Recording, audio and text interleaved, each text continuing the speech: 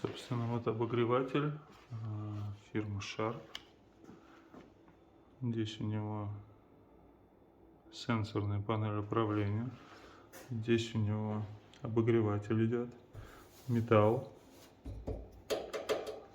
Дальше у него идет емкость для жидкости для увлажнителя.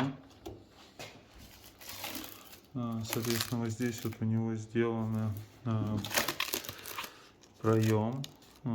Отсюда выходит пар, и там диодики, которые его подсвечивают, соответственно. Лицевая сторона у него с подсветкой. Это пластик. Соответственно, выглядит это вот так, как он выключается. Так вот он выключился. Вот так горит у него подсветка.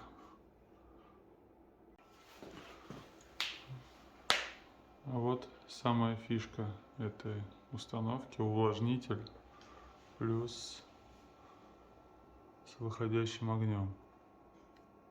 Так, вода закончилась, видимо.